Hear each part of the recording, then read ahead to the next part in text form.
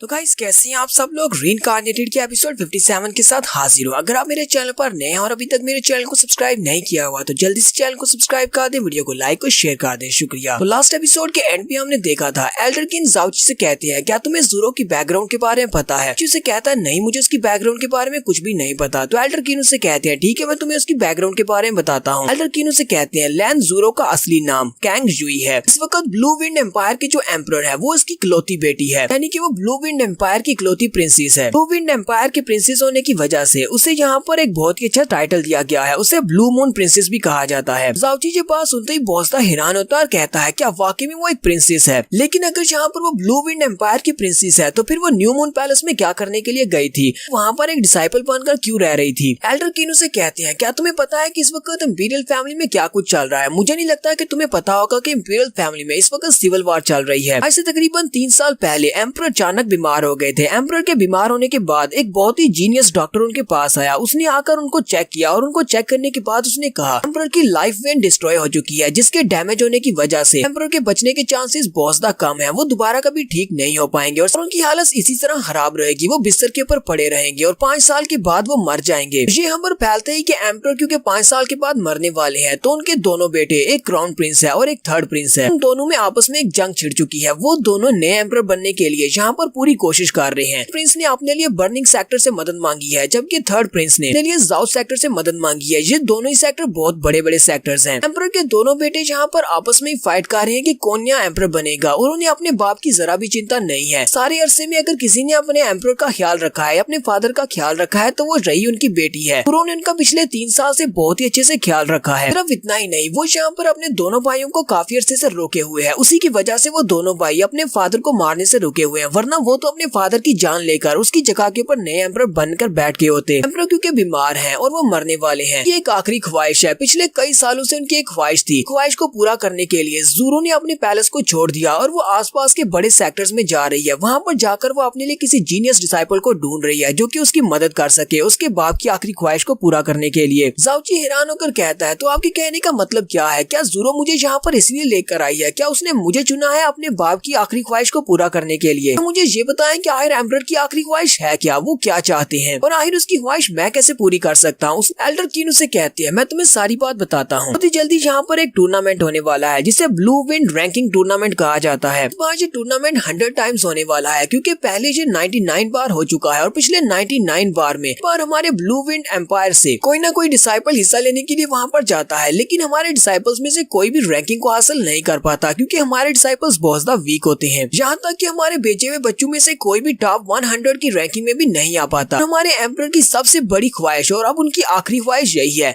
वो इस टूर्नामेंट में हमारे ब्लू विंड एम्पायर के स्टूडेंट को देखना चाहते हैं जो कि टॉप रैंकिंग में आ सके। क्योंकि पिछले 99 साल से हमारे एम्पायर के ऊपर एक दाग लगा हुआ है कि हमारे एम्पायर से कोई भी स्ट्रॉन्गेस्ट डिसाइपल टॉप 100 की रैंकिंग में नहीं जा पाया। हमारी प्रिंसेस कैंग जुई ने एक बहुत ही स्पेशल टेक्निक को मास्टर किया हुआ है जिसको मोनार्च हार्ट सीक्रेट हार्ट कहा जाता है, जिसकी मदद से वो किसी के दिल के अंदर जानकर देख सकती है कि वो कितना ज्यादा सच्चा और कितना अच्छा है। उसने यहाँ पर तुम्हारे दिल के अंदर जानकर देखा है, साथ ही उसने तुम्हारी किस्मत और तुम्हारे लक की तरफ भी देखा है कि तुम बहुत ज्यादा लकी इंसान हो। और ऊपर से आज तुमने जो शॉकिंग परफॉर्मेंस दी है उसको देखकर तुझे और भी ज्यादा पक्का हो गया है कि तुमने वाकई में एक सही इंसान का इंतखाब किया है। तुम इस बार के टूर्नामेंट में हमें रैंकिंग दिला सकते हो, इसी वजह से उसने यहाँ पर तुम्हें चूज किया है। एल्डर किन उसे कहते हैं प्रिंसेस के यहाँ पर इस सिटी को छोड़कर जाने की एक और बड़ी वजह थी और वो बड़ी वजह फैन जुई चैन है। बर्निंग हीवन सेक्टर का चैन जुई चैन जो कि एक बहुत ही एरोगेंट लड़का है और यहाँ पर क्योंकि सारे डिसाइपल से वो ज्यादा स्ट्रॉन्ग है। पिछली बार के टूर्नामेंट में उस लड़के ने हिस्सा लिया था, लेकिन उसने अपने बर्निंग हीवन सेक्टर की तरफ से हिस्सा लिया और वो उस बार की रैंकिंग में टॉप 100 में से 4th पोजीशन पे ऊपर आया था। एल्डर किन जाउची को सारी बात बताने के बाद वहाँ से चले जाते हैं। जाउची इसी बारे में सोच रहा होता है। यहीं पर रात हो जाती है तो जाउची अपनी छत के ऊपर लेटा होता है और इसी बारे में सोच रहा होता है कि मैंने इस बारे में जरा भी नहीं सोचा था कि ज़ोरो प्रिंसेस हो सकती है। हाँ, मुझे पता था कि वो काफी ज्यादा परेशान दिखाई देती है। मुझे तो लगा था कि उसके फादर के बीमार होने की वजह से वो परेशान है, लेकिन मुझे क्या पता था कि उसके फादर एम्परर हैं और उसके कंधों के ऊपर पूरे एम्पायर की जिम्मेदारियां हैं। इस वजह से वो बहुत ज्यादा परेशान है और उसे बहुत सारे काम है, इसीलिए वो मुझे टाइम नहीं दे पाती। जाउची कहता है एल्डर किन ने बिल्कुल ठीक कहा, अगर मेरे पास ज्यादा पावर नहीं होगी तो मैं इस टूर्नामेंट को जीतकर उसकी हेल्प नहीं कर पाऊंगा। जबकि वो मुझे यहाँ पर टूर्नामेंट के लिए लेकर आई है तो फिर मुझे उसके लिए इतना ज्यादा स्ट्रॉन्ग बनना होगा कि मैं टूर्नामेंट में रैंकिंग हासिल कर सकूं। जाउची भी वहीं पर बैठा होता है कि ज़ोरो भी वहीं पर आ जाती है। वो उसे कहती है जूनियर ब्रदर युन तुम यहाँ पर क्या कर रहे हो?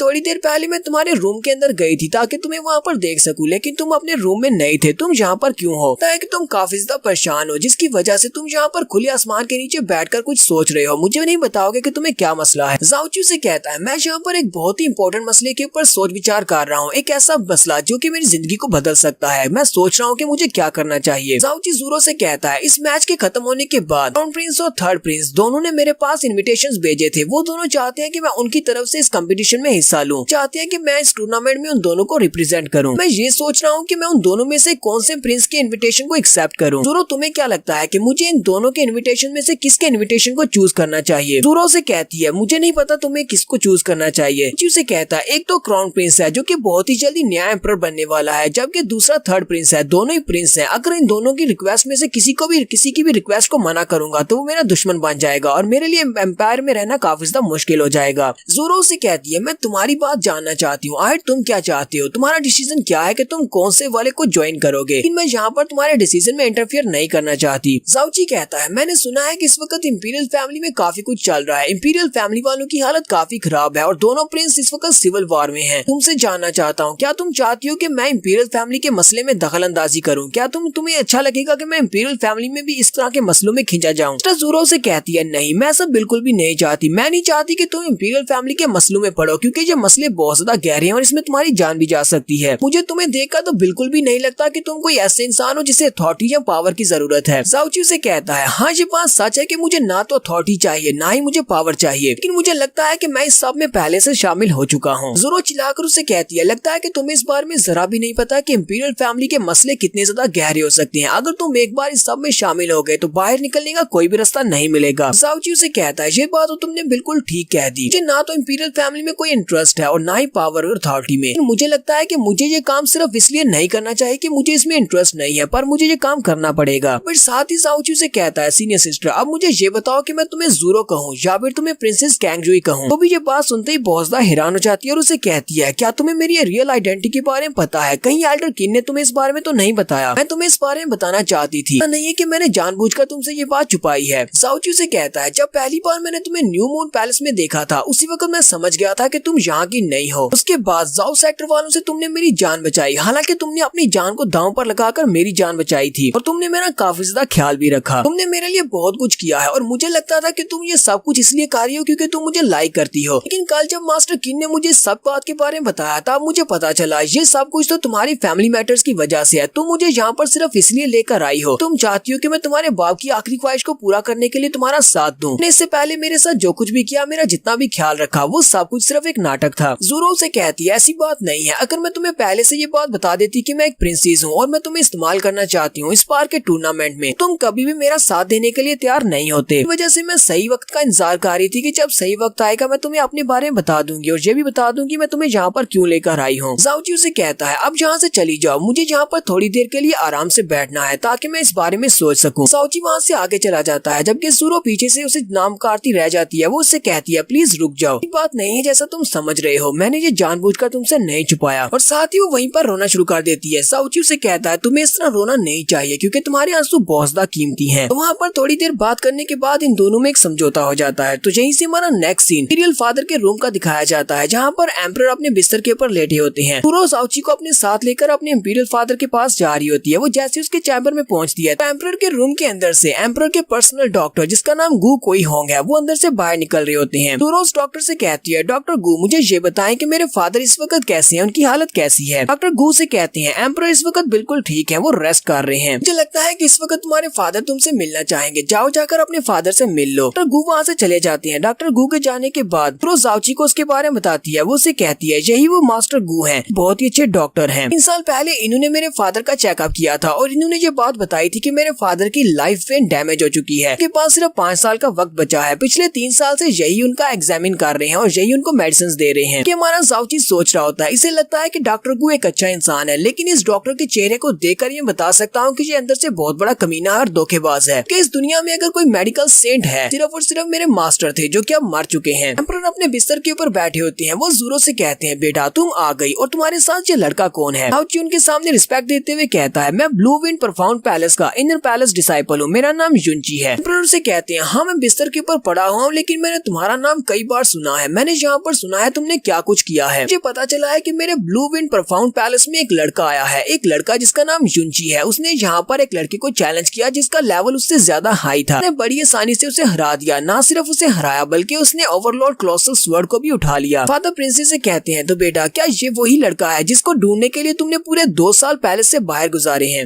सुरु अपने फादर से कहती है, हाँ फादर ये वही लड़का है, लेकिन फिलहाल के लिए मैं इसे यहाँ पर आपको ये बताने के लिए नहीं लेकर आई कि मैं यहाँ पर एक और वजह से इसे लेकर आई हूँ। जाओची कहता है कि ये एक डिवाइन डॉक्टर है, ये किसी का भी इलाज कर सकता है। इस वजह से मैं आपका ट्रीटमेंट करवाने के लिए इस लड़के को यहाँ पर लेकर आई हूँ ताकि ये आपको चेक कर सके। यहाँ पर हम लोग अपनी एपिसोड 57 का एंड करेंगे। तो नेक्स्ट एपिसोड में देखेंगे कि हमारा जाओची एम्परर की कौन सी बीमारी को तशखीस करेगा और साथ ही उसके बाद क्या वो एम्परर की बीमारी का इलाज कर पाएगा या नहीं। एपिसोड की एक्सप्लेनेशन अच्छी लगी हो तो कमेंट करके जरूर बताइएगा। चैनल को सब्सक्राइब कर दें, वीडियो को लाइक और शेयर कर दें। शुक्रिया।